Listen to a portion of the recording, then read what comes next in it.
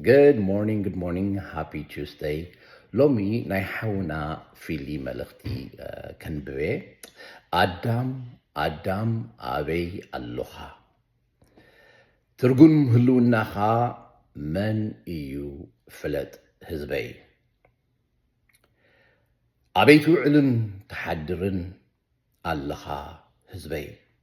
ካብ ህልውና ይተውፅኣካን ዝፈለየካን ኣለሊ ህዝበይ ዝጠፍኣ ኣባጊዐይ ድለ ህዝበይ ሰላም ክርስቶስ ይብዛሓልኩም ቅዱሳን ስድራ ቤት ኣምላኽ ከመይ ቀኒኹምን ኣለኹምን እቲ ብምሕረቱን ጸጉኡን ህልውናና ንኸይቋረጽ ብሂወት ዘንበርና ዘሎ ኣምላኽ ሽሙ ይባረኽ እምበር ናይ ሎሚ ዘሎ መልእኽቲ ኣዳም ኣበይ ኣለኻ ዝብል ሓሳብ ኮይኑ ከምቲ መንፈሱ ዝድግፈና ክንካፈሎ ኢና ኣምላኽ ንሰብ ክፈጥሮ እንከሎ ከም መልክዑን ምስሉን ገይሩ እዩ ዝፈጠሮ ንዘላለም ድማ ኣብ ህልውንኡ ንኽነብር ዘድልዮ ኩሉ ብምቕራብ ኣብ ገነት ኤደን ኣቐመጦ ክገብሮ ዘሎ ነገራትን ትእዛዛትን ድማ ሃቦ ንገነት ኤደን ክዓያን ክሕልዋን ድማ ተነግሮ ኣብ መንጎ እዚ ኩሉ ጽባቐ ኣምላኽን ህልውንኡን ዝመልኦ ቦታ ግና ጽቡቕን ክፉኡን እተፍልጥ ኦም እነበረት ከምኡውን ብትዕቢቱ ካብ ህልውና ኣምላኽ ዝተደርበየ ዝወደቐ መልኣኽ ነበረ ሰብኣይ በይኑን ክኸውን ጽቡቕ ኣይኮነን ብምባል ድማ ንዕኡ እትበቅዕ ደጋፊት ተገበረትሉ ኮይኑ ግና ካብ ዕለታት ሓደ መዓልቲ ጸላኢ ካብ ህልውና ኣምላኽ ንምውፃእ ንሄዋን ይፈታተላ ነበረ ፈተንኡ ብምቕጻል ድማ ተዓወተ በኣ ገይሩ ድማ ንኣቶ ኣዳም ረኸቦን ኣውደቖን ካብታ ኣይትብልዕዋ ተባህሉ ድማ በልዑ ትእዛዝ ኣምላኽ ፈረሰ ህልውና ኣምላኽ ኣቋረፀ ነዚኣ ገይሩ እዚ እኩይ ተመን ተሰወረ ካብ ማይ ከም ዝወፀ ዓሳ ኮይኖም ዕርቃኖም ተፈለጦም ሕፍረቶም ክሽፍኑ ድማ ተሓብኡ ዝገርም እኳ እዩ በቃ ተመን ምስ ኣምላኽ ኣባኢሱ ካብ ህልውንኡን ገጹን ከም ዝስጎጉ ገበረ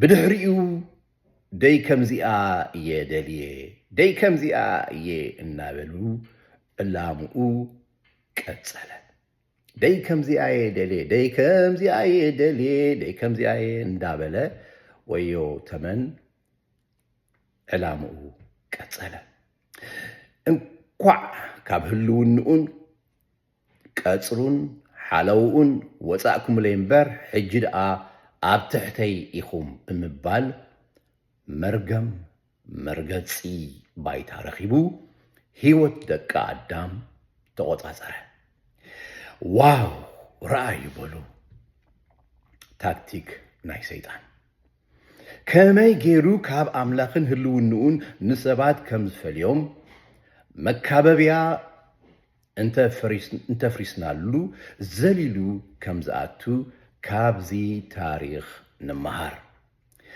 ኣምላኽ ይመስገን ዓሳ ካብ ማይ ምስ ወፀ ብሰብ ምቕታሉ ኣይድልን እዩ ዓሳ ካብ ማይ ምስ ወፀ ብሰብ ምቕታሉ ኣይድልን እዩ ምኽንያቱ ድሕሪ ቁሩብ ካልኢታት ኣብ ምድሪ ከተንፍሰሉን ከንብሮን ዘኽእሎ መተንፈሲ ስርዓት ስለ ዘይብሉን ስለ ዘይውንንን ቁርብ ፈንጠርጠር ምስ በለ እተን ኣብ ማይ እምበር ኣብ ምድሪ ከንብርኦ ዘይክእላ ትንፋሱ ምስ ጸንቀቐ ክመውት ብግዲ እዩ ስለዚ ዓሳ ህልውንኡ ንኽቕጽል ቀጻሊ ኣብ ማይ ወይ ምስ ማይ ክህሉ ኣለዎ። ዓለሙን ናይ ምንባር ቦትኡን ማይ ወይ ባሕሪ እዩ። ኣብ ደረቕ ምድሪ ንኽነብር ኣይተፈጥረን፣ ቦትኡን ግዝኣቱን እውን ኣይኮነን። መንበሪ ቦትኡን ብኣምላኽ እተሓገገሉ ግዝኣትን ገዲፉ ኣብ ምድሪ ክነብር እየ እንተበለ ሕጊ ኣፈጣጥርኡ ስለ ዝኽልክሎ ክነብር ኣይክእልን እዩ። እንታይ ደኣ ኣብታ ፈጣሪኡ ዝወሰነሉ ባሕሪ ምስ ሕጊ ተፈጥርኡ ብምስምማዕ ሃዲኡ እተን ክነብረለን ዘለዋ ዓመታት ንኽነብረን ይግደድ። ክብርን ኣምላኽ ይኹን። ሰባት ድማ ኣምላኽ ከም መልክዑን ምስሉን ገይሩ ክፈጥረና ከሎ ንዘለኣለም ምስኡ ኣብ ህልውንኡ ክንነብር እዩ። ምስኡ እንነብረሉን እንመላለሰሉን መንገዲ ድማ ገበረልና። ካብቲ ዝገበረልናን ዝኣዘዘልናን ቃሉን መንፈሱን ንኸይንወፅእ ድማ ብቓሉ ደረት ገበረልና። ስለዚ ሕጊ ንሰብ ከድሕኖን ከጽድቆን ስለ ዘይከኣል ድማ ነቲ እንኮ ወዱ ብምሃብ መገዲ ምድሓንን ህይወትን ገበረልናን ሃበናን። ከምቲ ንዓሳ ባሕሪ ወይ ማያዊ ክፍሊ መንበሪ ግዝኣቱ ንዝኾነ ንሰባት ድማ ቃሉን መንፈሱን ናይ መንበሪኡ መምርሕን መቐየድን መመላለስን እዩ። ስለዚ ከምኡ ከዓ ክርስቲያን ብሓጢኣት ብዝተፈላለየ ምኽንያትን ካብ ህልውና ኣምላኽ ምስ ወፀ ሰይጣን ትንፋሱ ክሕፅርን ክቐትልን ይቀዳደም። ምኽንያቱ ክፉት ስፍራ ስለ ዝረኸበ ካብ ቃሉን ጸሎትን ሕብረት ኣሕዋትን ዝወፀ ዝተፈልየን ክርስቲያን ልክዕ ከምቲ ካብ ማይ ዝወፀ ዓሳ እዩ ዝኸውን።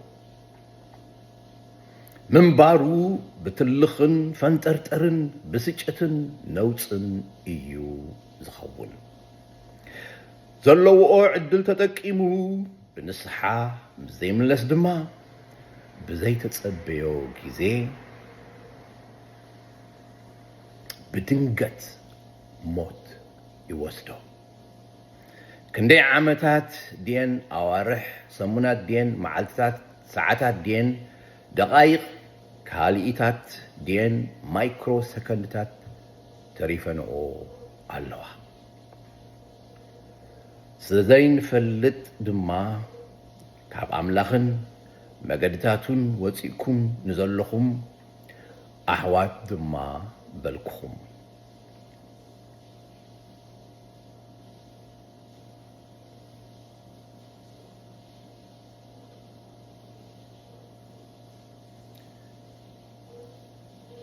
ብህፁፅ ናብ ኣምላኽን ህልውንኡን ክትመለሱ ድማ ይላቦ። ምኽንያቱ ሕጂያ እታዕድል ድሕሪ ገለ ካልኢታት እንታይ ከም ትኾኑ ስለ ዘይፍለጥ ኣብዛ ህሞት እዚኣ ነፍሶም ዝወፀት ክንደይኮን ይህሉ። ስለዚ ህልውናና ኣብ ኣምላኽን ህልውንኡን ክንህሉ ከለና ውሕስነትን ቀጻልነቱን ዘረጋግፅን ዘተኣማምን እዩ እሞ ምርጫና ኣብኡ ይኹን።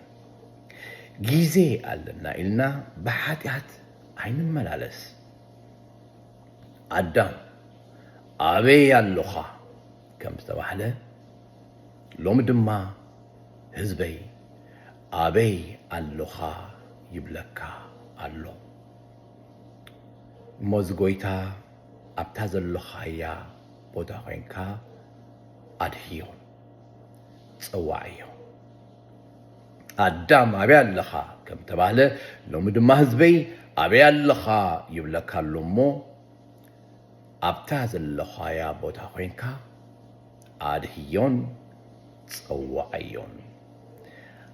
ኣብ ምድሪ ብህይወት ክሳዕ ዘለና ንምምላስ ዕድል ኣለና ምሕረትን ረድኤትን ዘይርከቦ ቦታ ሲኦል ኣሎ ስለዚ ካበይ ከም ዝወደቕና ዘኪርና ንመለስ ብሽም ኢየሱስ መንፈስ ቅዱስ በኃይሉ ይደግፈና አሜን ብሽም ኢየሱስ መንፈስ ቅዱስ በኃይሉ ይደግፈና አሜን